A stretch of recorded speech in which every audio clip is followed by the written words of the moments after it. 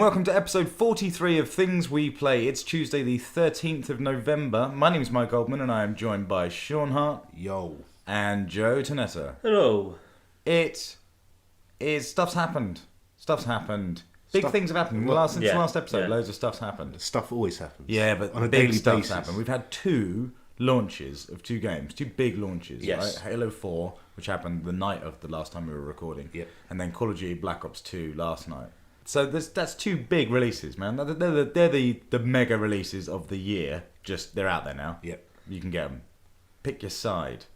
I have. You know, yes. Well, and we'll talk about that in a little bit. So some major stuff's happened. We went to 2 midnight launches for a start. Yep. Which was as much fun as it sounds. Midnight launches are crazy. The Call of Duty Black Ops 2 midnight launch was more mental than the Halo one. Yeah. Halo's a high. I can't want to say it's a higher grade of custom. Yeah, I didn't feel like there was necessarily a massive amount of difference in the amount of people. It just kind of felt like the Call of Duty players were scum. Is that what I want to say? I mean, they weren't scum. That's a bit harsh, right? But there were, lots of running, lots of shouting, lots of cans of alcohol, and then the Halo crowd was more nerdy and emo and a little bit more sort of refined. Well, I was going to say insecure, but there was definitely stark differences, right? Yeah, definitely. And that was an interesting thing to pick up on.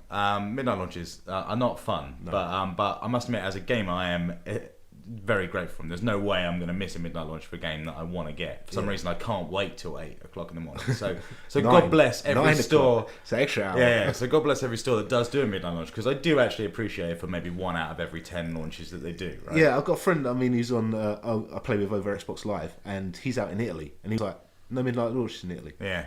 He's like, "You getting Halo tonight?" And I was like, "Yeah." Exactly. Well, because midnight's still quite early in a gaming evening. Yeah. Do you know what I mean? Yeah. It's not like midnight. If people were doing 3 a.m. launches, I'd be like, nah, I'm asleep. But at midnight, no, I'm still in my evening. I can still get in a good portion of gaming. It's like 7 o'clock in gaming world, right? Definitely. So midnight's not too much of an issue. But yeah, it sucks if you can't get it. Waiting that extra. Especially if you're still online and you're playing whatever. You can you're see, playing. All of a sudden, you've got all your friends list goes offline for about 10 minutes, and then they come back online playing the latest hotness. Yeah, it's a grim thing. And you're just sitting in Italy, rural countryside. Yeah. And even Blockbuster. Playing Reach. Blockbuster Video opened at midnight for Call of Duty. Yeah. Absolutely crazy. Who's going down at midnight to rent a copy? No one. Well, how many copies was there in there today? There was a like billion 12 copies in there today. Yeah, they got a lot. But as is always the way with anything massive like this, there's always so much stock. You never have to worry about it, and they all drop down in price eventually. Although actually, Call of Duty and Halo hold it pretty well. Yeah, they do. Yeah. But yeah, you shouldn't. No one's going to be struggling to get a copy of either of these two games. So we'll talk about them a little bit in the show, mainly Halo, because we've had a week with that, and Call of Duty's just come out, so we can't say too much, but we have had a look at it. But how are you guys doing? How have you been this week? Joe, how's your week been? My week's been fairly busy. Fairly busy? Yeah. That's pretty good. That's sort of a 6 on the scale. A 6. 10 being really busy, 0 being, I can't remember. Okay, yeah, 6 is roughly about right, yeah. Okay. I've managed to watch a few films and TV. What films you watched? We haven't spoken about films in a little while. Yeah. Good. I watched The Sweeney this week. The Sweeney. Yes, The Sweeney. Yeah, I didn't like the look of The Sweeney. I don't know. It looked cheap. It looked cheap. It looked like the bill. It is. It looked like the bill, right? The trailer in the cinema made it look like the bill run through an Instagram filter. Yeah, I see. It was sort of like, oh, I see what you've done. It's just a little bit more gritty than it already was. Production-wise, it was a very low budget. I think it was somewhere around 3 million. Yeah, exactly. Crazy, I think what they did is I took an episode of the bill and I think they put an Instagram filter. I think it's fair too violent to be the bill, but yeah. Right. See where you come from. It's got Plan B in it. Yeah, it's got Ray Winston. And Ray Winston. And from the trailer, it looked like Plan B was doing like mini-me of Ray Winston. Right. So, well, isn't that kind of his persona anyway? Apart from when he's singing high pitched stuff. Do you know that's kind of weird? Like, I don't. Is there any reason why I should believe or care about Plan B as an actor? I don't know. He's alright. He's not massively great. I mean, I'm not a fan of Ray Winston. Really? Yeah. I quite like him in some things. Because I just think of things like EastEnders and The Bill all the time. It's just that sort of character. Yeah. I'm not Scum is like one that... And I'm not keen on the whole Cockney vibe thing anyway. I don't know. It's a part of like I'm going to offend some people probably, but it's part of like British history that I can just forget. I can just get rid of it and I'll be fine. There's a lot cool. that I don't need any Cockneys. English people kind of want to forget. It's about kind of British weird though, history. because like Cockney stuff, right? It's kind of like really hard, right? Really fucking hard. Like I'm going to glass you, fuck. And it's also kind of funny. Yeah, you know, sure. because of, you know, and Cockney rhyming slang and stuff, and it's also like, hey, whoa, it's all a little, I don't know, it's strange. So it's got like a comedy vibe to it, and then a sort of, but I'm going to stick you with my blade. Right, yeah. And I don't really like that. I feel like those are two things that shouldn't be mixed, and that's why I'm no longer in London. Good job. Yeah. So the Sweeney, give it a rating out of 7. Out of 7. That's what. Yeah. We'll go 4. So 4 out of 7. Yeah. You heard it here first. Have you watched anything else, Joe? Not really, no. Okay, that's fair enough. Nothing stands out, no. Nothing else notable from your week that you want to bring up? No. No. Okay, that's fine. What about you then, Sean? How's your week been? Yeah, other than midnight launches, pretty good. It's good. It's good. What have you been up to? Not a vast amount. I've watched myself a film or two. Looper being the most notable one that I've Looper, watched. yeah, I watched Looper this week as well. What did you think? I thought it was alright. Time travel. Big fan. Yeah. Big fan. We've spoke about the T-Bomb. You know, yeah, exactly. And even though time travel stories are always the same, Yeah. that's kind of what I love about them. I love the fact that even the nature of telling a time travel story, because it's always the same, feels like time travel in itself. Right. And so it's this wonderful sort of brilliant looping thing that's going on. So I love time travel stories. This I had no real time for. Yeah, you didn't finish it. No. Well, I haven't finished it. No, right. I fell asleep before the end. And but it had already lost me with the time travel mechanics of it. Yeah. You know, once you've got two people from separate times, or the same person that's existing twice in the same time, that's when it falls apart. Like everything falls apart, and they just kind of go, "Yeah, man." Like he's like, "How do you not know what I'm going to do next?" And he's like, "Well, I can remember what you do the second after you do it." And it's like, so there's no benefit whatsoever in Looper's universe, to coming back from the future to the past. No, it did seem that way. Yeah. Well, I suppose you could know what other people are going to do because you could see that, but. Or can he? I don't know. It's basically the second you come back in time, your memory gets fucked. It's not like him just being there in the past is changing the future, right? Yeah, that's the point. It's just fucked. So like any event has to happen. We're not going to be able to explain explain this in any concept that makes any sense. It's just fucked. It doesn't matter, and that's why for me that and the fact that it has random as fuck makes no sense. Some people have just got telekinetic powers, and I was like, I don't need that. I wasn't looking for that. I don't need that. I'm pleased. I don't like. No, I wasn't a fan. I was a fan of Joseph Gordon-Levitt looking like Bruce Willis. Yeah, that was a very good special effect. You know, it was pretty cool. And it's a bit too comical at times. I don't know. Yeah. There's certain moments where he does kind of give someone a look, and you're just like, man, it's Bruce Willis. It looked like Joseph Gordon-Levitt playing Bruce Willis in a Rockstar game. Right. That's kind of what I got from it. It was all a bit cartoony. It was just because it was pretty much all they did to him was just the brow, right? That was it. His nose, and they elongated his face. And it's just sort of like, it feels like it's just, I don't know. It looked like a Ren and Stimpy cartoon at times. But it was alright. It's my least favourite time travel movie at this point. Right, that's fair enough. So you prefer Time Bandits to this? Is that what you're saying? Time Bandits, yeah, definitely. Time Bandits is definitely a better film. I hate Time Bandits. Everyone loves Time Bandits. Better film. Bill and Ted. Time Traveler's Wife is a better film. Really? Yeah. Bill and Ted, yeah, exactly. Classic. Alright, no, so Looper, have you done anything else? Played around with Smart Glass. How's that treating you? I was pretty damn impressed, actually. I didn't think I was going to be impressed. It's pretty good, yeah, because it's obviously out now. It's properly out for iOS. Yeah, it's quite cool. Actually, it's the interface for controlling it when you're using it as a controller is way more nifty than you expect. Yeah, definitely. And it just basically turns your Xbox into an iPad or something. You know? The gesture stuff's really good. When you first load up the controller and it's got like a red blob in the top right corner, a yellow blob in the bottom left, and a blue blob, and you're like, what the hell are these blobs? There's not enough blobs. Where's my A button?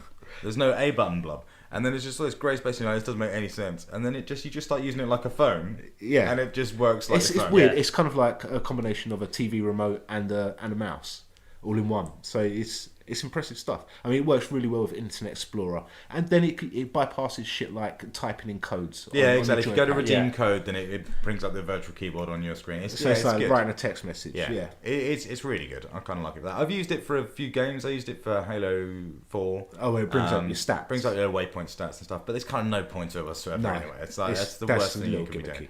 But it seems to work pretty smoothly. The only downside I have with it is every time your screen goes black, times out. And it has to sign in again. Yeah. Yeah. And it's like, oh, that's annoying. And actually, the sign-in process in general for all of the Microsoft apps, like Waypoint and like Smart Glass, were all of a bit of a nightmare to just get into in the first place, right? Because there's extra security going through like the passport stuff, and that's a pain in the arse. Like I won't use it a lot because of that. Yeah.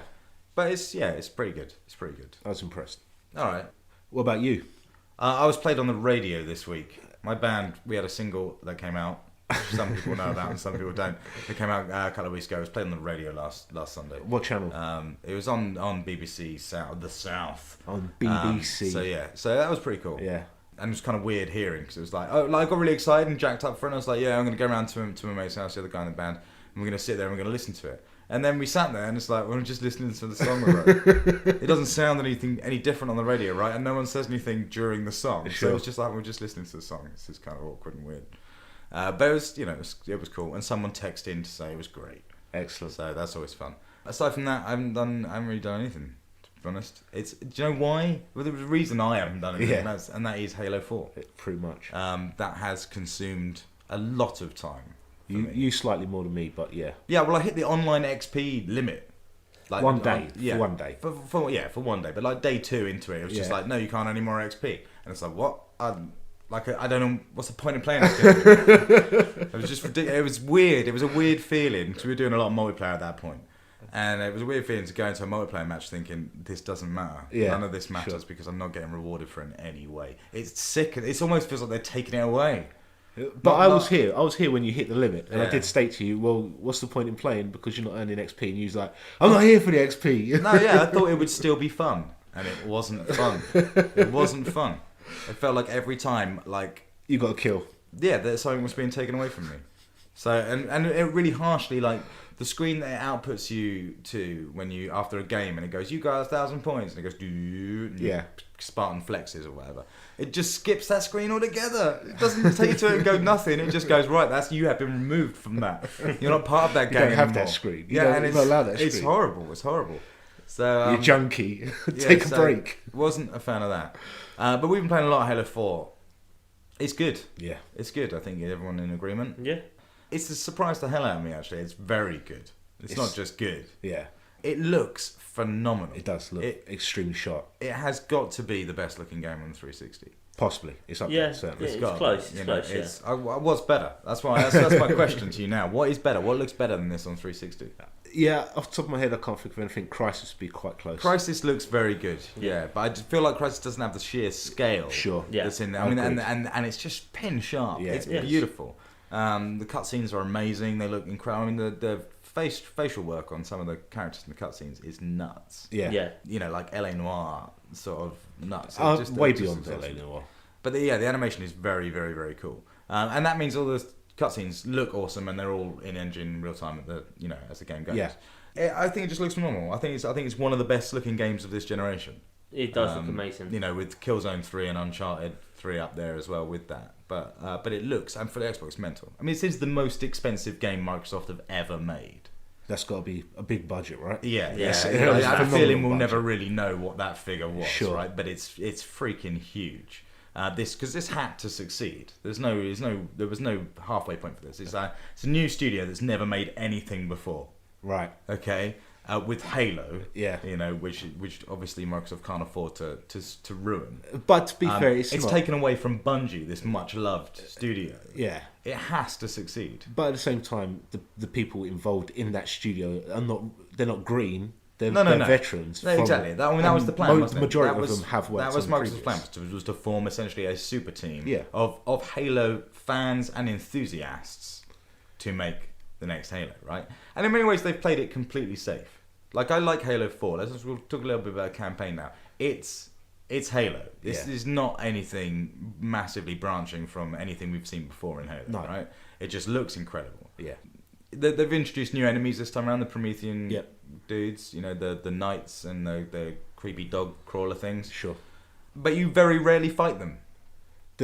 Towards the end, you fight spend them a lot more, at so- least 70% of that campaign fighting just Covenant again. Yeah. Yeah. Again, it's just classic Halo. I was really kind of shocked by that. I was like, oh, I'm not really fighting these guys at all. Yeah, but this is still a trilogy, isn't it? At the end of the day, you might find the next game there's almost no Covenant, and then the last Yeah, game, yeah. there's no Covenant But at all. next game, we'll talk about next game as well in a little bit. But that's what I'm getting at, is that this next game is where they go nuts, really, where they start to put their stamina. What I'm saying is 343 haven't really put anything of their own, it would seem, onto Halo 4 as such. There's no bold moves or anything like that, really. It's all kind of just Halo again. Yeah. I think they've got to prove themselves first. They've got to be like, yeah, look, we can make a Halo game as you know it, and then next time we'll just do what we want to do with it. Yeah. Because it's I mean, it's a good game, but it is a bit weird. It feels a bit of a cop-out in the fact of, like, okay, Halo 3 was a long time ago, but that was kind of the end, right? That was the bullet. That was the Master Chief's gone, we're going to leave all this stuff behind. And then, okay, we bring him back for Halo 4, fine, let that one go, that's cool. And then, oh no, the Covenant, there's no reason why the Covenant would be there as far as Halo 3's setup was left. Sure. He was just drifting off through space, millions of miles away from everything. The next adventure could have been anything. Yeah. You know? And what we end up with is they go into, a mechanical world that inside is basically a Halo. Yeah. Right? And they fight, and you end up fighting the Covenant on it. It's very, very similar. But that said, I didn't hate it at all. I loved it. I thought it was absolutely brilliant, and mainly because the sheer spectacle of doing everything is kind of impressive. Yeah.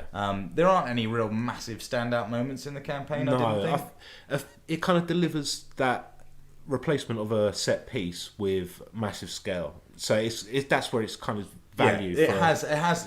Clearly it has moments in the game where it thinks this is a moment you're going to tell your friends about. Yeah. But all of those moments just happen to be a vista that you're looking at. Basically, that's its thing. Yeah, wow, that's amazing. There's that floating debris fucking everywhere, and the scale of this is humongous. Yeah. But yeah, it's not kind of like you're running through a field and there's like loads of shit Nothing blowing really up explodes and there's around like thousands you or of anything like enemies that. coming towards you. No, There's quite a few. I think there's maybe 2 or 3 sort of fairly forced vehicle sections that aren't particularly special in any way. But the story's pretty good. I thought it's kind of convoluted and stuff, and actually it ties in so much to all the books and stuff that if you haven't read any of the books, then there's a lot of stuff that you wouldn't necessarily know about. which I haven't. And the terminals in the game are a really good way of explaining some of that stuff that you can find. But you have to get a waypoint to watch them, which kind of sucks. But they're freaking awesome, and you totally should go and watch them. So the story's like a bit convoluted in how it delivers some of the stuff. But other than that, I thought it was pretty good. Yeah. It's more human, right? That's kind of its deal. I mean, most of the time I've absolutely no idea what's going on in any Halo story ever. Anyway. Nice, okay. I'm just there shooting stuff. Yeah. That's what I'm there for. But it's shooting that I enjoy. The mechanics of the game, the way Chief handles, it's just fucking wicked. I love Spartans. They're awesome. Yeah, it's cool. The idea is really cool. And I thought the opening to this game was brilliant with Housley.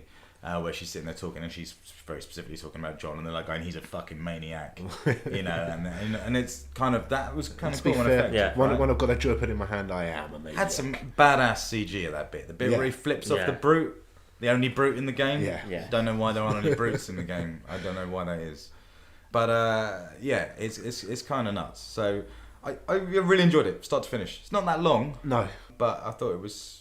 I think the campaign probably took me about 6.5, 7 hours, something like that. Yeah. So I don't think it took me that long.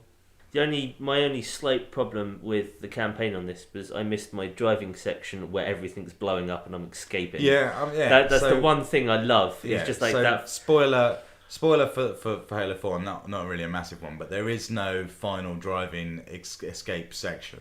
Like you had in Halo 1 where you're you're driving out of the ship.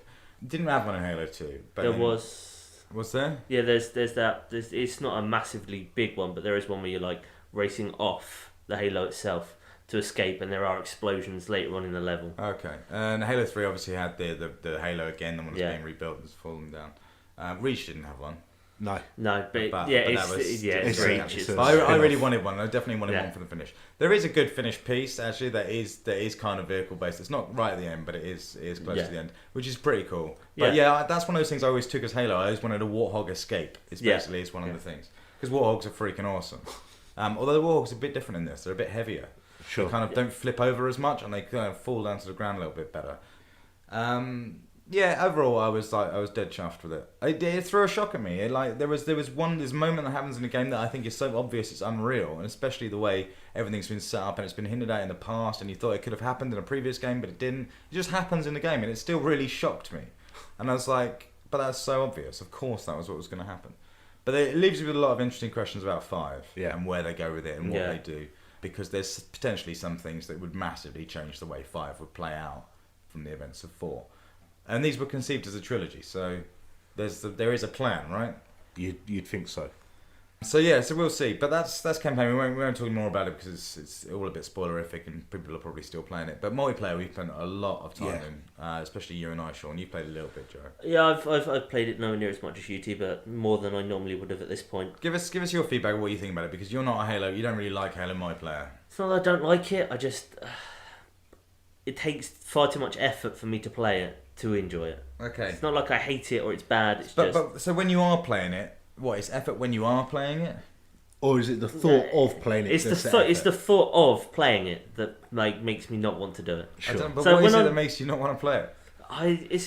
I've explained this many a time. I don't know if I've ever explained it on the podcast. Is that I want something to work towards when playing online. I want to work towards unlocks for a gun or a new weapon or things along those lines. Yeah, sure.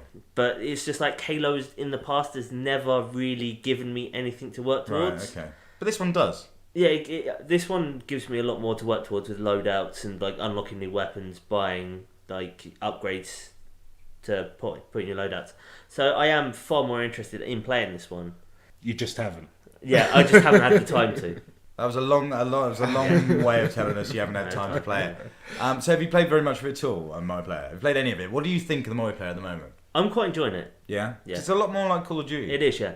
It does feel a lot different from what 3 did, which was the last one I put any real sort of time into. I did play a bit of Reach, but nowhere near as much as I wanted to. Yeah, sure. And yeah, I'm really enjoying this. And I forgot how awesome Team SWAT is. Yeah, so Team SWAT actually got added yesterday, and it's awesome. I'm glad Team SWAT's back in the game. It took me a while to find my pace with it. The first couple of matches, there's different physics. So that's what I want to talk about. Is the multiplayer is different, right? It does feel different, but it still feels very much like Halo. But there's some fundamental things that have just changed. So you tend to I'm finding that I just die a lot more, right? Or I die a lot more from further away. And then maybe that's because there's a lot of sort of mid to long range weapons now. Because you've got like the light rifle and the DMR and the battle rifle and stuff. Yeah. That you are picking people up from further off. But so I feel like the combat is different to me. It's not unload a clip into someone, then melee and they're down. Yeah. I very rarely am doing that these days. It's more sort of long range battle rifle scopes and stuff. So it does feel different. Yeah. And as a result, SWAT's different. And obviously different maps and different stuff anyway. I freaking love the way it feels though. The run is amazing. Running is one of the most satisfying things to do in Halo now. Yeah. I absolutely love it. You pick up momentum as you run for longer. You get like faster, and there's momentum carrying you along, which is freaking awesome. I love that sort of slight either double tap or light squeeze of the trigger you do to come out of your run, ready to ready your gun back up as you go around every corner. It's a beautiful motion to it, which I kind of love. And multiplayer's cool. It is. It's all team based though now, apart Pretty from much Regicide. It's all team based. And it's points obviously like Call of Duty as opposed to deaths. Yeah, and kills. But that's okay. I've kind of warmed to that now. Initially I didn't like that. Certain times I'm still kind of a bit at sea with the whole point system. Yeah, it's tricky. You need to sort of have in your head of like, well, if it's going to 300 and I'm on 285, I could be 1 kill away. Yeah, from winning. Yeah. So yes, it's all team based apart from Regicide, which has taken the place of free for all. Yeah. Of like Rumble Pit and any sort of free for all game. And it's this new mode which is freaking awesome. Yeah. Absolutely love it. It's free for all against all, but when you kill someone, the first person to kill someone becomes the king, and then the person with the most kills is the king basically of the match. And they show up on the radar and on the HUD for every other player. Yeah. So they have a bounty. Target. Yeah, and they have a bounty attached to them which goes up with every kill they get. So then if you kill the king, that's a regicide, and you get the extra points for killing the king. Yeah. And that might make you the king, but it might not. You can also become the king by just not even ever going near the current king and just getting more kills than them. Yeah. And that's it. That's kind of all there is for free for all. But it's fucking amazing. It certainly keeps me coming back. Regicide, I've put a lot of time into, and it's one of my favourite game modes out of the lot. Now that SWAT's up there, Regicide and SWAT are probably getting about an equal split. Yeah, SWAT's good. The only thing about SWAT and Ash is it's a thing with Regicide I found, because I've been playing a lot of those recently, is that because you don't have your personal ordnance in it, and in SWAT you don't even have your armour abilities, there's a lot you're missing out on that you kind of forget about, right? Because those are the two new things. The armour abilities, there's new ones in there now. You've got like, what have you got? You've got the thruster pack, you've got auto sentry. You got like Promethean Vision. Yeah, Promethean Vision. Yeah, regeneration. loads of stuff, and it's just crazy. But you just much more now than you did in Reach or even Halo 3. You just kind of pick your side and that's it, right? You go like, I have Promethean Vision, that's me, and I have these other perks and abilities, and that's kind of my guy. Yeah. And I don't deviate from that. I don't flick around at all. I jump between kind of hologram and auto sentry. I saw you using hologram last night. It's quite effective. A lot of people fall for it. The hologram in this game is amazing. It does loads of cool stuff. Because I didn't realise that the holograms before that you could put them into grav lifts on man cannons. Yeah. Apparently you could do that in Reach as well. Yeah, you could. Right? If you fire a hologram at a dead body in this game, it will hump it. Oh really? Yeah. It will hump it. And that's really convincing. Yeah.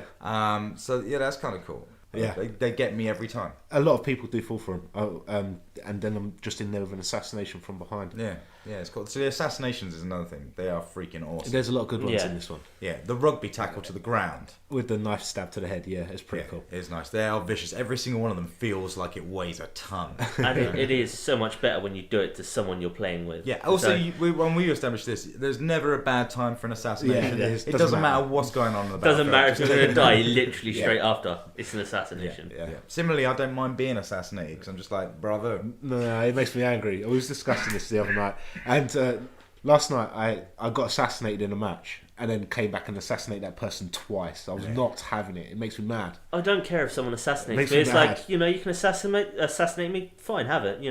I'm usually angry at myself for getting assassinated. It's really cool. So the other thing in this new, you've got personal ordnance. Yes. So when you got a certain amount of kills, I think you got like 7 a bar or something. up, Yeah. You can then call in personal ordnance, which will be like any of the power weapons, and normally like a support boost as well, like a speed boost. or damage boost. Yeah, or an overshield. Or exactly. Something. So those are pretty cool. I don't mind those. Again, they're kind you of don't only get them, in, Sean. You don't kill enough people. Well, they're only in certain modes, aren't they? So they're in most modes. They're in Team Slayer and Big Team Slayer. Yeah, that's not most modes. So you could argue they're probably two of the most popular ones. Yeah. Fair enough. Yeah, they're kind of like, they're not in oddball. No, they're the main scene kind of two modes, sure. But yeah, I don't play those modes that frequently anymore. Initially, I did when I started playing. Okay. How do you feel about the personal ordnance? They're okay. That you don't use it now. They're not, because I don't play those game modes. I don't see them that frequently. Okay. When they're quite useful. I usually go for support of some nature rather than a weapon. I just love it when you get your ordnance drop. It comes in and there's a saw. And it's just like, I'll have that. Yeah, so new weapons that are worth talking about. The saw is pretty cool. That's kind of the light machine gun crazy thing. That's just it's just awesome. The rate of fire on it is insane. Oh, you can just I'm never that people. successul with it, to be honest. It still gives you that. If you give someone a second before they die, they can kill you in a second, right? Yeah. I just generally like, as soon as I get it, I just unload until they hit the deck, and then I'll reload. Yeah, it's fine as long as you've got the drop on them. If they get you, then you're a bit naff. I don't know. The sticky detonator as well. I freaking love the sticky detonator. Yeah, that's terrible. That's totally cool. I've had a couple of good matches with it. Yeah, I've posted to Twitter earlier today. Awesome YouTube video of a guy that just puts a sticky detonator on the front of a mongoose that his mate's driving. Right, and then his mate just drives it around the field. Drives up to 2 people and gives the other guy the signal who's left behind. He pulls the trigger and it just blows up on the front of the mongoose, taking out the 2 blue guys. Nice. And the guy on the mongoose survives. It doesn't affect him at all. Okay. It's an awesome way of killing people. So sticky detonator, I think, is awesome. It's so powerful. That explosion that comes off it is so powerful. Yeah, it's good. So that's cool. The other new weapons, I can take them or leave them really. A lot of them are just replications of what's already there. Yeah. But even they still feel different enough. Like even the Covenant stuff that's also just replicating the UNSC weapons. I still prefer the UNSC stuff. Yeah. And they've beefed up a lot of the Covenant weapons, so the Needlers now are like super powerful. Yeah, Needler is a proper power weapon now. You can't start with it or anything like that. You have to call it in. Yeah. It's essentially the same as the incineration cannon. And it is a force to be reckoned with. But I found like the carbines and stuff as well that I'm a lot better with this in 4 than I was in 3. What is your standard weapon as your loadout? Your standard loadout weapon? Either DMR or battle rifle. But which one is it? Because you can't take both. So which one is it? No, I have 2 presets. Which one do you use the most? Which one is your standard? I think of my stats. You're playing it now. We just fired it up. What are you would using? say a battle rifle. Right. Okay. That was curious because I use battle rifle as well. Yeah, I generally use the battle rifle. It's 2 shots of grace. 2 shots of grace and a kill. That's the way I look at it. But DMR does more damage straight out. Yeah, but I can't hit anything. Straight out the barrel. Yeah, and you've got to be so accurate with DMR, whereas with the battle rifle it's slightly more forgiving. The leveling up I found really addictive and the whole thing. That's why I've been playing it so much. Yeah. I've really got into commendations and just mastering stuff to unlock new helmets and armor and stuff. I really like that. I really like the idea that it tells you could have this and it tells you what to do. You've got to master a proficiency, right? Sure. But it's tough. Yeah. But there's so many XP bars in that game. It's crazy. You need something to draw you back in. There's a billion of them, right? Yeah. It's charting and tracking every single thing you do. Pretty much. It's insane.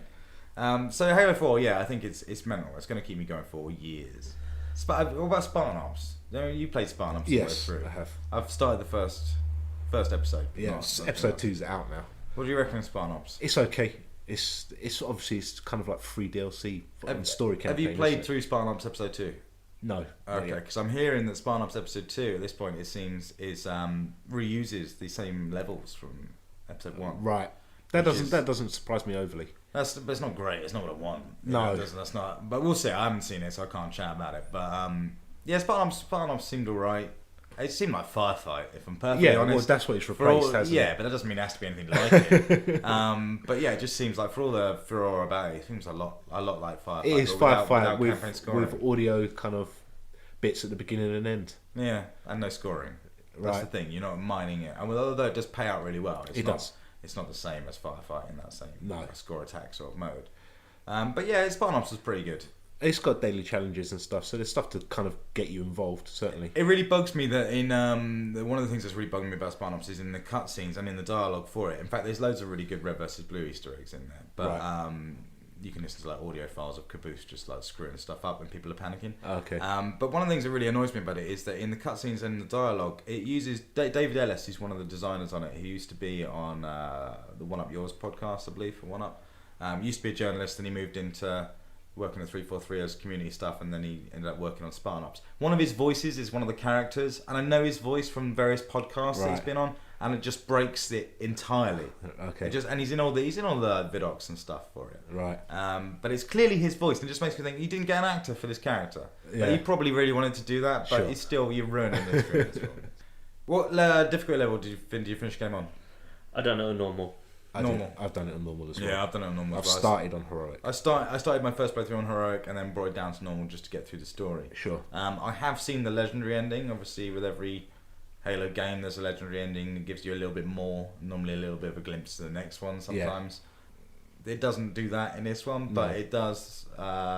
You sure? It does some stuff, man. It doesn't show you anything. The legendary ending is literally about a second more footage than there is on the original ending. But it's quite a lot. It's quite important. 1 second. Is it a lot of people would perceive it as important. I'm not sure. But it's something that they've wanted for. You can YouTube it basically if you can't legendary it. But, it's one of those things. I had to check it out. Basically, it's a great game. Go out and buy it. Definitely. If you need a must purchase for this year, so far Halo 4 absolutely steals it. Yeah.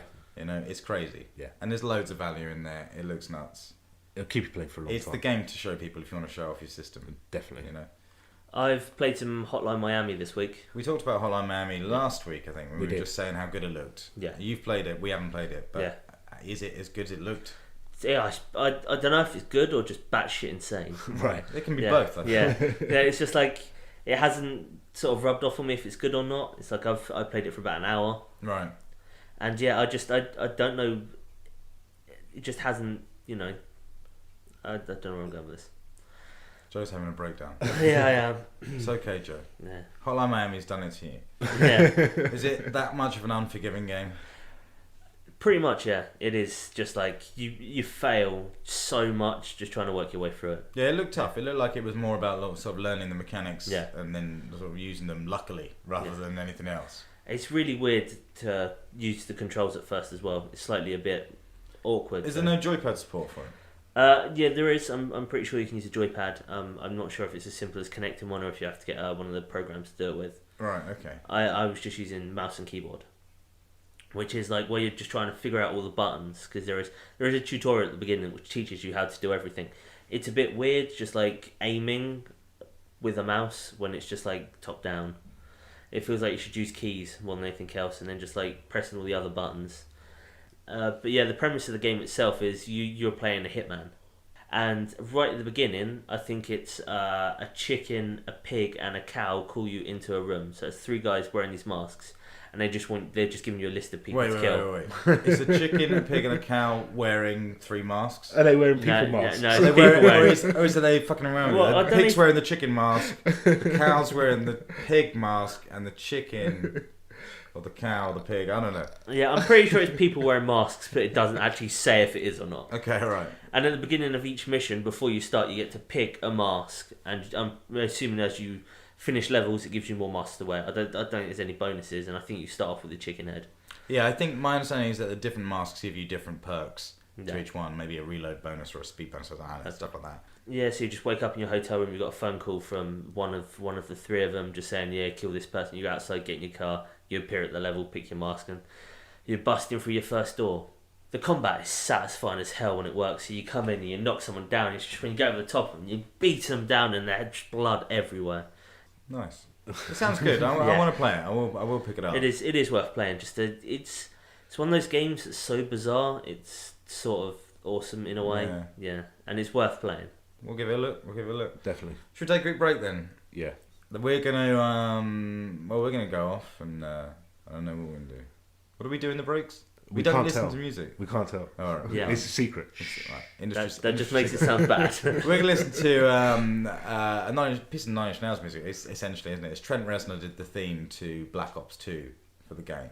So we'll listen to that now. We only listened to a very small bit of it, but if you want to know what the rest sounds like, it's basically either side of whatever you're going to hear now. Good stuff.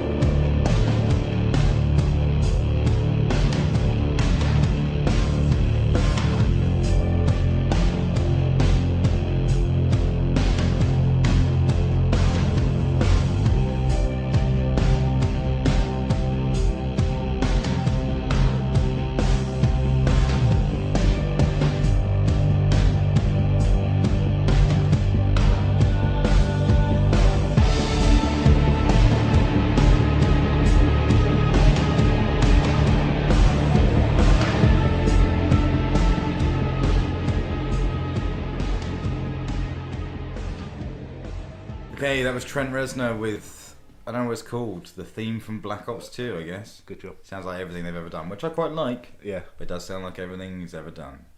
Good work.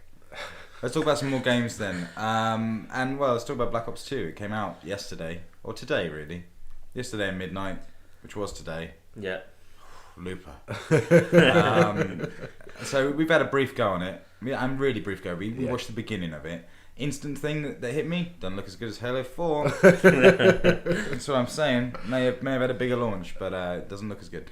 It looked a lot like Black Ops, to be perfectly honest. Yeah, but Call of Duty always looks like Call of Duty. Yeah, it true. plays like Call of Duty. Yeah, true. The beginning was very sort of run of the mill, right? It was just like shoot a load of dudes, a load of black dudes at the beginning. It was like Resident Evil 5, except for someone was giving them all sort of LSD and they were just running crazy and you're just gunning people down. Yeah, it was weird, right?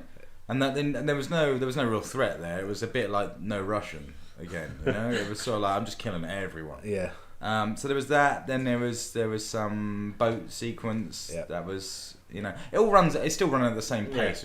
We've watched, you know, in the half hour that we spent playing Black Ops 2 before the show, we've watched like 6 Michael Bay movies. Right? You know, boats have exploded, helicopters have exploded. We've killed thousands of people already. It's the same stuff. I think in the first section, not even the whole first level, I think in the first section of the first level, you kill more people than you kill in all of Halo. Yeah, exactly. In all of the Halo multiplayer career. Yeah, the first level just starts with someone dying straight there. Yeah. Just like burning alive. Yeah, that's true. Yeah, very true. Exactly. Yeah. It was pretty grim. So it looked a lot like Black Ops. Can't talk any more about the story other than that, really. We had a brief look at zombie mode. Yeah, which was kind of different. We played Transit, where you're literally getting in a bus and going from different quite areas. Interesting. It was kind of cool. Yeah, it was kind of cool. I want to play some more of it. Yeah, it didn't get very far. No, but it had much more of a sort of campaign vibe to it. Definitely. So that was cool. But yeah, Black Ops is Black Ops. It looks exactly the same as Black Ops 1. Yeah. it plays exactly the same as Black Ops 1, and I'm sure it'll be very similar to Black Ops 1. That's all I can really say at this point. I'm impressed by it. I'm looking forward to playing more. Yeah, I just like now that before you even start a level, you have the option to customise your loadout to go on that mission. True. Yeah. And as you play through the levels, it unlocks new guns for you and attachments. But I kind of feel like that's unfair. Like, you asked me to pick a loadout before I go into a mission. It's like, well, I've not played the mission before. I don't know what I need. Like, it does give you recommendations on what you should take. I just want to play the new game mode they've got in the campaign. So then it's a case of, it kind of feels like, then why would I choose anything other than what you've recommended? Yeah. Like, if you're recommending the best stuff for me, then why would I alter that? I guess for my own play style, but why? Yeah, it's more kind of second or third time playthrough. Yeah, I guess. And there's probably challenges, I'd imagine, attached to stuff and things like that. So, yeah, it's alright. Yeah, it's cool. You picked this up as well, Joe, yeah? Yeah, I got mine today, yeah. You're looking forward to this. You're looking forward to this more than Halo, right? I don't know. It's roughly about the same. Okay. It's like, I hate... So kind of not at all. You're not as enamoured with Call of Duty as you were. You're not as enamoured with Call of Duty as you once was. It's the second first-person shooter you've bought in 8 days. Yes. And you're not really looking forward to either of them. Not really. I don't know why. I really don't know why. I've got Medal of Honor and got that out of the way. I think that's just sort of... Sounds like money well spent, anyway. I'll enjoy Call of Duty. I always do, yeah. I just won't play online. I gave that up years ago. It just started to get to the point where I wasn't presenting any real challenge, and I just got bored of it very quickly. You wasn't presenting a challenge, or they weren't presenting a challenge. Yeah, like people I was playing against weren't presenting as much of a challenge as I needed to keep myself going. So what you're saying is you got to the point where you were so good that you felt the only thing you could do was retire. I wasn't that amazing. I just got bored with winning all the time. Yeah. It was a fair amount, yeah. Single-handed. Joe, the only man in the world that said no to winning. You know? Do you like winning? Yeah, it makes me feel fantastic. Do you like winning? Yeah, it's the best thing in the world. Do you like winning? No, I'll pass on winning. I want to go back to a struggle. Because that's where it was really fun. That's what makes you a man. But yeah, but if you're winning over and over again, it's just... Yeah, that's right. Yeah, you have to have a you want something challenge. you want... That must mean you're like some sort of legendary Call of Duty player, which I'm not familiar with. So I'm not that legendary. There are a fair amount of people there are. Well, we'll talk about some more Black Ops next week when we've had some time to play it properly and see exactly how crazy the story goes. It's 2025, so you're thinking like weird shit, right? Hoverboards? That's what you're thinking. I'd like to see hoverboards. Yeah. If there's hoverboards in Black Ops 2, I'm playing it. Okay. I don't think there are hoverboards. No. It's lost me already. Exactly. Yeah. We already know there's a horse in it, so that's not very. It's close to hoverboards. It's not a future horse, though, is it? It's not. It's not 2020 from Bravestar, then. No, exactly. Well, it's 5 years later. So we'll talk about that a bit more next week. So Angry Birds Star Wars came out this week, and I grabbed that. Yes. Which was I felt dirty paying 69p for this game, right? Yes, you should, man. You contributed to Angry Birds. I know. I didn't pay for it. It's bad. It's free on Android. Is it really? Yeah. Everyone's always been saying Angry Birds is free on Android. Is it really just no strings? Yeah. As far as I'm aware. The standard version of Angry Birds that I got has ads that pop up at the top. That's about it. Okay. The Star Wars version has nothing. I haven't noticed any ads at all whilst playing this. Okay. But anyway, Angry Birds Star Wars then, which seems nuts, right? It seems like how can you shoehorn Star Wars into Angry Birds? It works really well. That's the downside. Yeah, that's what I keep hearing. I actually really enjoyed this. So this is kind of a combination, if I'm right, of like Angry Birds and Angry Birds Space. Like both of those mechanics are in the game, right? Definitely, yeah. So what's different then to make it? Obviously, they've added Star Wars skins to everything. So you're fighting Tusken Raider pigs on the kind of Tatooine levels, and then Stormtroopers pigs in later levels and stuff, and TIE Fighter pigs. Then you've got mechanics of your birds now use Star Wars features. So you've got initially Luke Skywalker is the red bird.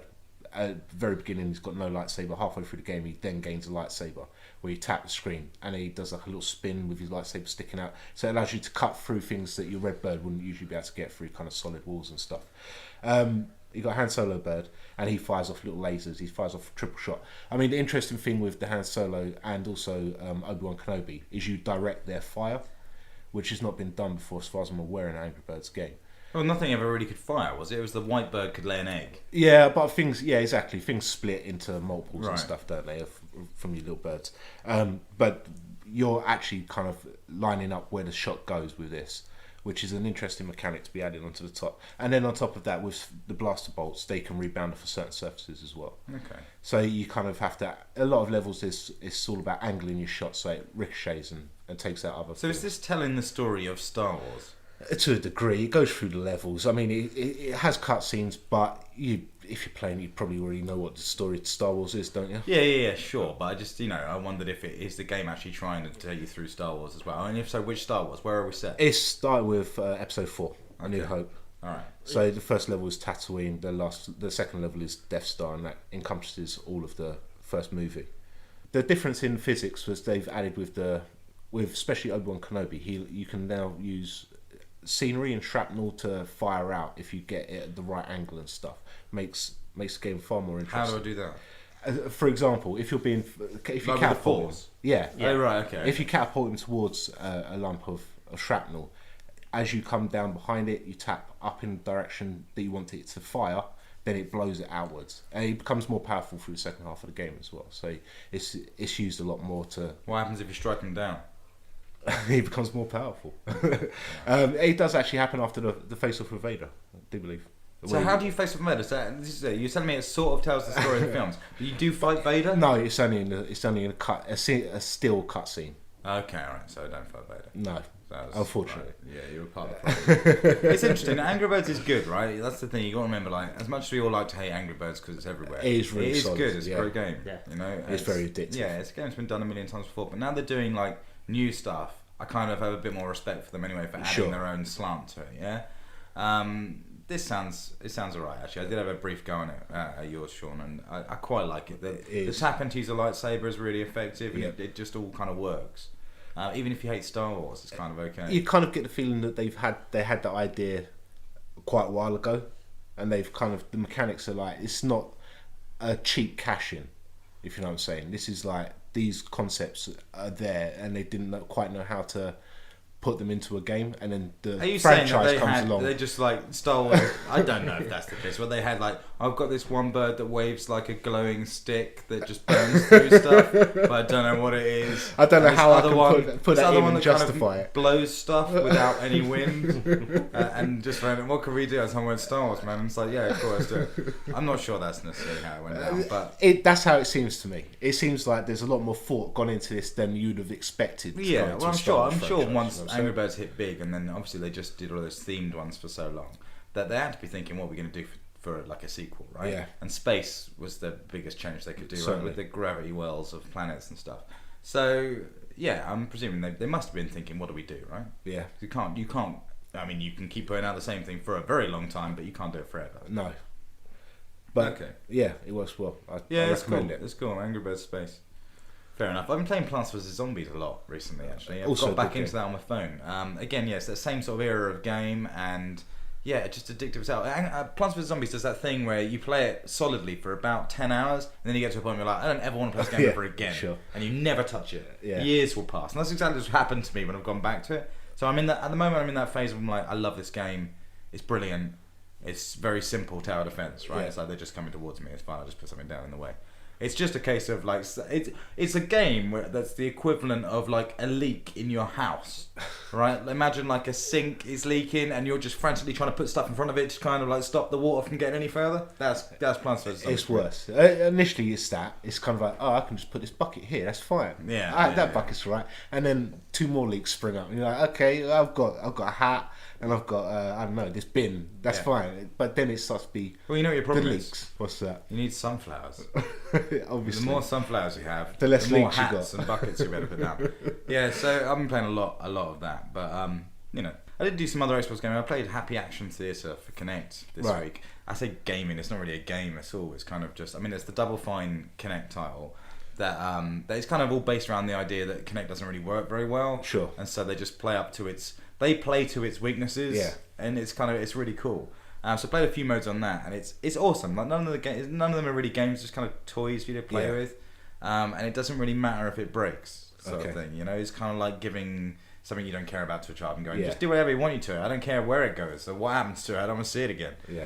And some of the modes are really cool. Like there's one of the ones I was playing with was like this lava mode where it will just fill the entire of your living room on the TV screen. with lava, just the bottom of it, and then you're just walking around in lava, and you can splosh around in it, and it all looks pretty cool. But if you duck underneath the lava, if you get on the floor and go beneath the level of it, when you come back out, your hands are on fire, and you can fire lava bolts from your hands just by flicking your wrists. And if you hit someone, they turn to like stone, like cooled lava, and then you can shatter them, and it makes them disappear. It's really, really good. Yeah, it's clever. So that's kind of cool. And it's got like other little like photo quirky techniques where you can take lots of pictures of yourself and make funky things. I basically played it because I'm really looking forward to the sequel, which I can't remember what it's called now, but it's got a slightly different name. It's not Happy Action Theatre 2. It's coming out some point this year, and that's got the funky dubstep mode in it. I remember. Which we saw the video too, which looks just mental. It's just visual effects and dubstep playing, and it's just puts like keyboards around people's waists and stuff, and TVs on their heads, and like alien boots, and then just pulses mad colours, and just plays dubstep, and it just looks like the best thing in the world. That looks like every evening you'd ever want. I suppose like if it's broken in the first place and they've not tried to fix it, but at the same time they don't penalise you for the game being broken, it's like a massive bonus. It kind of all looks a bit wonky all the time anyway. If you think about any other game that is broken and that you're playing and it fucks up on you, the computer then goes, it's your fault. Well, yeah, and penalises you for it. So everything in Happy Action Theatre is really vague. It doesn't. Nothing has. There's no real end goals to anything, and you're not doing anything with any real specificity. You don't have to. You're just sploshing around. Like one of them is you're like a Godzilla monster, and it creates a town in front of you, and you just walk through it. So that's what you do. So it doesn't really matter. It can't really do anything wrong. You're not trying to flick buttons or control a mech, for example. That's awesome. I absolutely recommend it to everyone. There's a demo up that you can try, but it's like 800 points or something. Okay. It is the best Kinect. It makes me want a Kinect. I was doing this at a friend's house, but it makes me really want to get a Kinect just for this one game. And dubstep mode in the sequel looks freaking awesome. So that's what you need, the killer app. Yeah, well, yeah, and maybe some backup. But yeah, that's pretty cool. It's what gets you involved, though, isn't it? I picked up Plague Inc. this week. What is Plague Inc. and where did you pick it up? Do we need to call someone? It is contagious. Right, good. For your iPhone? Yeah. Okay. Tell us about it. What is Plague Inc. then? Let me guess. Time management, microtransactions, click every minute and a half. No. You're basically bacteria initially to begin with. You're a bacteria to begin with. And your goal is to wipe out the Earth's populace. Okay. Interested. It is. How am I viewing this? This sounds strategy like. It is in a way, yeah. You need to think about what you're doing with your virus. Basically, you've got 4 sets of options to you. One being transitions, so how your plague is spread. So you can purchase kind of animals spreading it, birds, rats, insects, and those then affect your plague as well. So, for example, if you select an insect, it will cause random mutations, which happens with kind of malaria and stuff through. So this sounds mosquitoes. Like so far I'm only looking at a table of numbers though. You're looking at a globe. Always, the 70% of the game is you're just looking at a map of the world. Right. Okay. And so you need to initially select the country that you start off in. So one person is infected and that'll slowly spread. That then earns you kind of DNA points that build up in your bottom left corner. It's like a bar. It's just charging up, and those points can then be spent on abilities and transitions, how the plague spreads, symptoms, which can get nastier and nastier as you go. So you can start, for example, with insomnia, and then that goes into deliria. So people start to become extremely paranoid and won't go and seek medical attention and stuff. Okay. And then that can spread into brain disease. You're just being told all this, right? You're telling me that I don't see any of this. Yeah, all you see is just a world map with boats and planes on it, and you just see different countries lighting up red as the infection spreads through them. Okay. So like Sean was saying, you're working towards infecting everyone in the world whilst trying to keep it flying under the radar so that no one starts to build a cure for it before you can try and kill everyone off. Okay. I mean, that sounds pretty cool. All of that sounds pretty cool as like an idea, except for that I'm just looking at numbers and a map of the world. Yeah, pretty much. Yeah. But for a game that 70% of the time you spend looking at a map of the world, it's addictive. Yeah, really. It is. I remember playing this back when it was just on a website, Newgrounds. And I just remember playing hours and hours working towards trying to get a perfect plan to wipe out the world. And I'm doing it again because I picked it up a couple of weeks back. Yeah, you're so addictive just trying to kill as many people as possible. I did manage to infect 5 billion people at one point and kill off just over a billion people. Yeah, but all you did was click a button. Yeah, pretty much. Yeah. That's power. That's real power. It doesn't sound necessary. I'm okay. Fair enough. It sounds alright. It's got. I mean, there's drive to play through it again and again and again. When you complete on casual over and over, it then unlocks bonuses, perks to go into your DNA structure that you begin with, which then makes normal playthrough easier. And the differences it gives good descriptions on what the difference is between each of the game modes. Are you a different virus each time? You can unlock new ones. You need to complete it on normal to unlock kind of viruses and fungi and stuff like that instead of being bacteria. Bacteria is what you start out as. Okay. The perks are kind of stuff like allow you to slip through closed land borders and stuff like that you can begin the game with once you've completed on casual several times and stuff. It's real addictive stuff. It is really good. There's a sense of satisfaction watching the Earth slowly spread to red as your virus spreads out. Where do you start your virus? You pick a nice sort of... Where did you start your virus, Joe? It's a question. Eastern Europe, generally. What about you, Sean? I spread it around. People that got away the last time, certain times you'll get to a point where the game, they don't come up with a cure, but you don't wipe everybody out. Like their precautions shutting down their country are so effective that people can just survive in a country until all of the plague victims have died out. And that's where I go for the next time. Like, I'll get those bastards first. So the world's persistent. Is it a persistent world, or you're just choosing that randomly because they fucked you last time? It's not persistent. No, it's not the same people. No. Okay, fair enough. It's good stuff. You should investigate. Yeah. So free? Is it free? I think it might be free now. Yeah. If it's and free, then I'll take a look. There is a free version. I can't say fairer than that. Yeah. And then you can buy additional bits and pieces if you want to unlock stuff early and stuff like that. Okay. Yeah, fair enough. I mean, maybe one to have a look at. Last Tuesday, I picked up Karateka as it came out, it's an interesting little game. Yeah, so it's Xbox Live. Yeah, Karateka is one of those games that I heard about a long, long time ago on PC. Sure. And now it's just come out on Xbox, and you've been playing it. I bought it. Yeah, I bought it. You bought it just like that, without even thinking. It's like, I'm just going to buy it. Like, I played the demo and was like, this game is not for me, and anyone that buys it is wasting their money. And you next time I spoke to you, like, I bought Karateka, and I was like, what? Yeah. How? Why? Because I wanted to see more. I played a demo and I was like, that wasn't enough. That's an expensive look. That wasn't enough. Yeah, I mean, I might concede that it may have been a waste of 800 Microsoft points.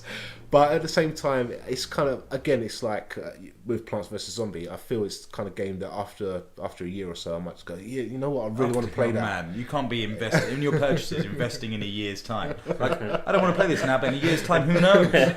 You know? No, it's because it's so brutal. I mean, I might break my leg in a year's time and have nothing to do apart from play Karateka.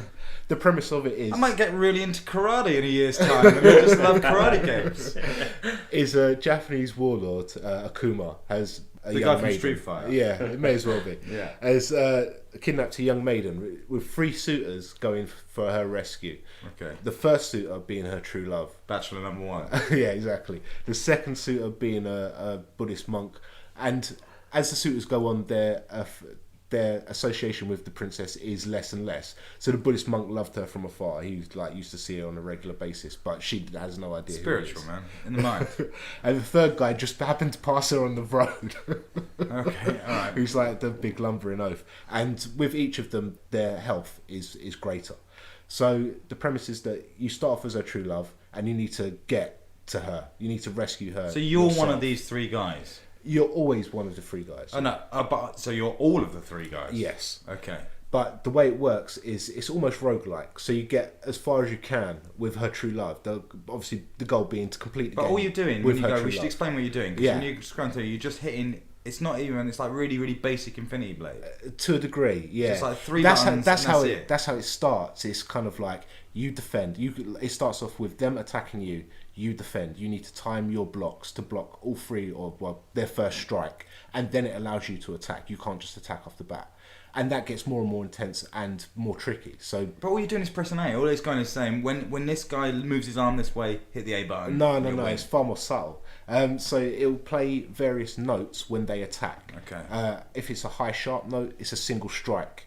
If it's kind of like a run on a Mandarin, it's going to be a multiple strike, so you kind of need to time your blocks, and then if you block their last strike on you, do you then get to attack? So they can hit you the first 2 times on a triple strike. As long as you block the last one, you then get to attack. Right. But your health goes down quick.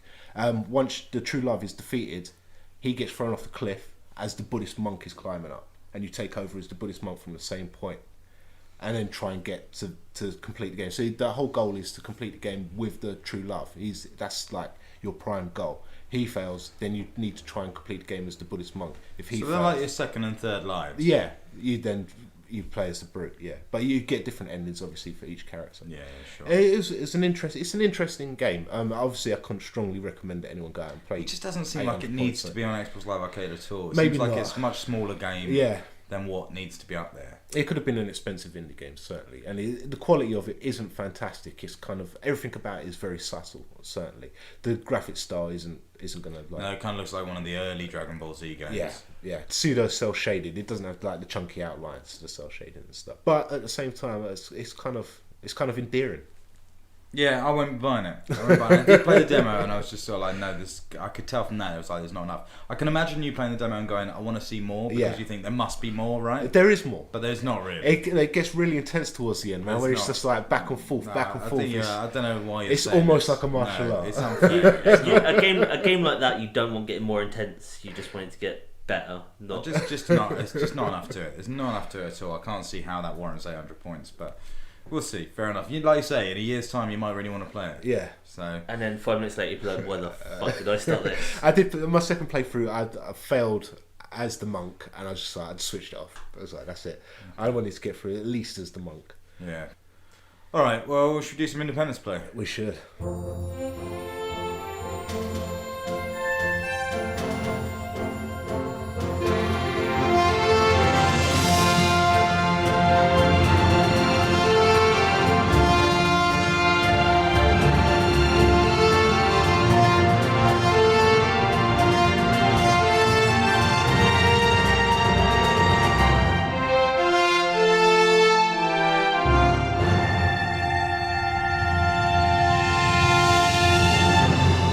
Okay, independence play and more independent games. Yeah.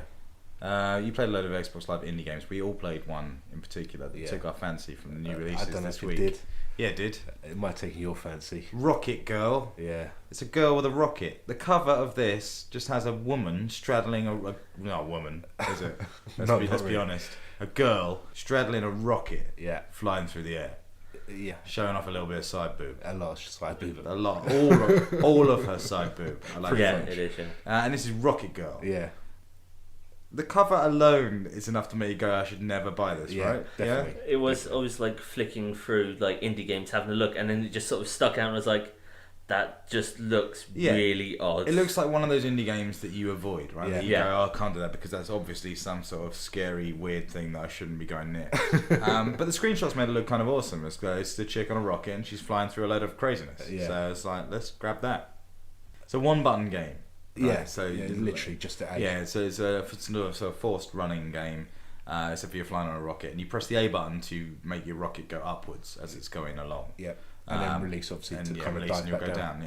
down. And you're just dodging these little cubes that are flying around. But in the meantime, all of your enemies happen to be other women straddling various other things, and they've got almost like a strange, like high quality pit fighter vibe to them. You know, they're almost digital. like digitized. Yeah. And it's just kind of nuts. Everything's really crazy. Everything flashes. The whole screen's going bananas. It's horrible. It's a horrible game. It's constantly like parallaxing women in and out of different things. There's there's a cop on top of a cop car that kind of skids in like she's on roller That's skates. where it gets bad. That is where the game just like starts to go It's nuts. And then as you progress, the game gets more and more nuts. The story's got something to do with dinosaurs in it. I remember there being a dinosaur in the intro. Yeah. And as you keep going through the world, it changes. It goes all red and dark into like a hellish area, and all the women then are on poles doing like strip at the dances. same time, there's fire or there's graphic equalizers. There's crazy, just insane. And all the time you're just dodging these cubes. Yeah, really. It's the section before that where it's like that crazy laser show going on. Yeah, and it's like you can't see anything that's going on. Yeah. It's just nuts. It's all about distraction. Yeah. It's just kind of like it's trying to stop you from seeing these cubes that you're avoiding. But it does it largely with just different scale women dancing and thrusting against various stuff and things pole dancing. And it's nuts. It's worse than that. It's just mind rape at the end of the day. It's music's horrible. Music's like one crazy power guitar solo from start to finish. Yeah. Everything about it's awesome. There was like a fighter jet in it. Yeah, just out of nowhere. It's like just the whole thing's women, and then just out of nowhere, a fighter jet just comes flying out of the screen. It looks like the inside of Tony Stark's mind. If you take away all of the science crap, right? That's what's left inside of Tony Stark's head. It's just Rocketgirl. That's all he wants. It's brilliant. This is one of Iron Man's dreams. Oh, it's horrible. You know? Oh man, that'd be a horrible dream to wake up to. I played a demo for 20 minutes last night. I had a splitting headache. I recommend people getting it. 20 minutes. It needs an epilepsy warning at the beginning for a start. It is brilliant. I want to shake the man's hand. I want to punch him in the face. I'm presuming it was made by a man. I am fairly sure it was. I'm pretty sure it is. Yeah. So Rocketgirl. I would totally recommend it. I don't recommend it. It's my recommendation of the week. It is over Halo 4. This is much recommendation. 80 points, man. You can't go wrong. You can. It is worth looking at just to see how weird it is. 69p you should keep in your pocket, my friend. All right. Well, what else then? What else you got for us? A pimp RPG. So I went with a theme. With the theme of kind of just chick degrading exploitation. women. Yeah. Right, okay. Pimp RPG is not faring much better than Rocketgirl. It's bad. It's really bad. Why are you bringing us these bad games? I was just on that trip this week. I did pick up other stuff. A good idea, a good snapshot of the market in that area. So, All right, tell us about this then. Oh man, I don't even know where to start. Basically, you are Daddy K, I think his name is. Pimp, and he is strong pimp name. He's walking around trying to save the Mayor West. In fact, I don't know if it is Adam West. It's a pimp game. It might involve Adam West. It's a strong possibility, and he's recruiting hookers to help him clean up the streets of the city and find the mayor. And it's a turn-based action RPG. It's really bad. Bad music, bad graphics. Again, the kind of digitalized characters in it. Right. Weird scaling. I had one chick on my team. She was like 9 foot tall. That's awesome. Why is that not good? And barefoot. That's okay. And we've beaten up social workers. I didn't know what was going on. I was like, what the fuck? This game is nuts. And then their magic abilities consist of kicking stilettos at people. And why do they have magic abilities? I don't know. None of it makes sense. The background graphics look like South Park, and the characters look like Pit Fighter, and it's got dodgy animation and a shit story and bad dialogue. Avoid it at all costs. Brilliant. All right, well, that's easily done. What was the cover art like? It's also very bad. It's a pimp RPG written in kind of chalk, which is supposed to be like graffiti, I guess. Daddy K and a couple of hoes to each side of him. Okay. Yeah, so that's the one to dodge.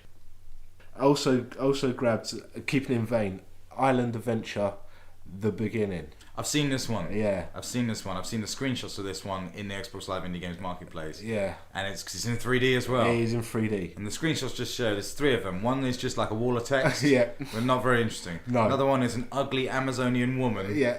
Just standing there. Yeah. And then another one is an ugly Amazonian woman flying through the air. In 3D. In fucking 3D, yeah. So there's actually 2 pictures in that. A cyan one and a red one. It looks bad. What is this? It was shocking. Was it just an excuse to get a woman flying through the air in 3D? I don't know. I didn't see a single other person in this game. I had really badly written dialogue read to me, recorded really badly for a dude's voice. And that's all I had. And arrows to click and question marks. So it's like a text adventure, but you can't skip any of the dialogue. So obviously on a 5-minute demo, I'm not giving this man my money. On a 5-minute demo, you get to listen to his voice quite a lot. So you didn't do anything. What was the What did it tell you? Tell us. It's kind of like you was on a boat, a pleasure cruise, and there was a really bad storm. You crash, shipwreck on the island. You're the only survivor. And it's kind of like survive. You've got to kind of investigate stuff, find tools, which I found none of. I found like a wall. It's like if you had leverage, you could pull down this wall. If you had a knife, you could chop away these bushes. You hear a noise, and it only lets you. It gives you kind of multiple choice options, but only let you select one in demo, which is burst through the undergrowth, so you don't see who's on the other side. They scarper.